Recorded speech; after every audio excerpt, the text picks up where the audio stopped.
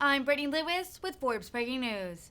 Florida Governor Ron DeSantis reacted to President Biden greeting the Crown Prince Mohammed bin Salman with a fist bump in Saudi Arabia last week.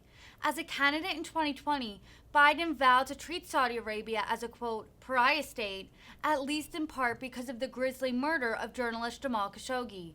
DeSantis slammed President Biden's energy policies, asking, quote, how come it's wrong to produce our own oil and gas here, but you can go to Saudi Arabia and fist bump to try to get it from Saudi?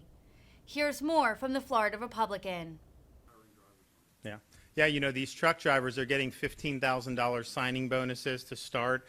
Walmart is six figures to start as a truck driver. And, you know, we're really trying to get ahead of this. I mean, it's obviously a pressing need now, but, you know, we're going even above and beyond trying to recruit people, because you look, a lot of the truck drivers are going to retire in the next 10, 20 years. I mean, you're going to end up having massive shortages. So we're trying to get ahead of that by providing good pathways for folks. It's not an easy job, and it does require skills, and it's something that requires a lot of effort, and it's not always the most necessarily friendly job in terms of having a normal workday, but you know, it is right now lucrative, and I think will continue to be given the strong demand that we have, you know, in the supply chain. I also want to just say, you know, we've got some folks, Jacksonville, you know, the port.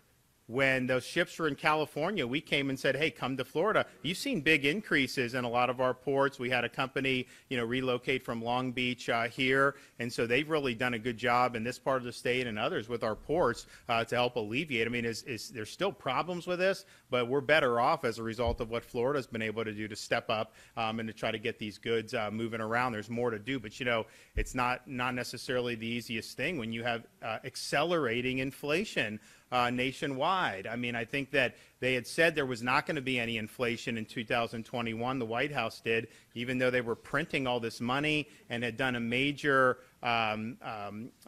effort to crimp energy production in the United States. How come it's wrong to produce our own oil and gas here, but you can go to Saudi Arabia and fist bump to try to get it from Saudi? I mean, it makes no sense that we wouldn't do it. We have opportunities here to be energy independent and not have to worry about any of these other countries, and yet they're intentionally not doing it. And you can't run a modern economy on windmills. You just can't do it. So we do a lot of solar in Florida. It is a complement. It does not displace the traditional forms of energy. And so now we're in a situation, they're bragging that gas has gone down over the last however many weeks. It's still over $4. Like, I had never seen it over $4 in my whole life living here. So, I mean, it's really, but that is the problem. It's just when you're cranking the printing presses, you're making energy more expensive, you know, that creates an upward pressure on all of this stuff. And so the acceleration from May to June that we saw at the end of June,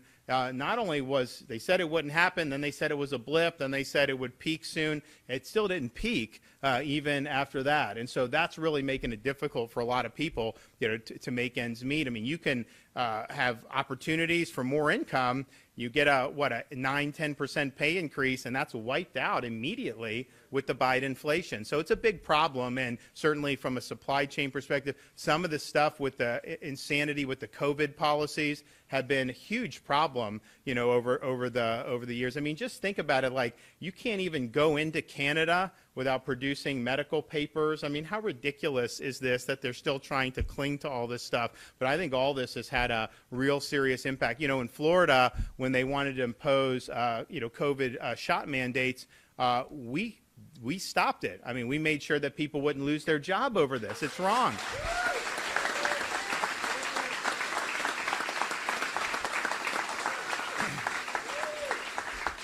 And it was so, I think, you know, it irked me because, you know, we very early in 21, we said, you know, no government COVID vax mandate for school children or for government agencies like police and fire. They wanted to take some of these police officers and firefighters who'd been working the whole time during COVID and then all of a sudden fire them. because they didn't get a shot. Many of them have already had COVID anyways and had infection-conferred immunity. And the same thing with the nurses. You know, they wanted to fire these nurses who were just basically doing a good job, just want to be able to make decisions. And we saved a lot of jobs there as well, but particularly with the truckers. You know, if we had not done what we done, you would have had truckers that would have, some of them just would have retired. If they would have been put to the choice, they just would have retired. They were not going to bend the knee. And that would have been a huge disruption throughout the state of Florida. And so we were right to make sure that we were doing that.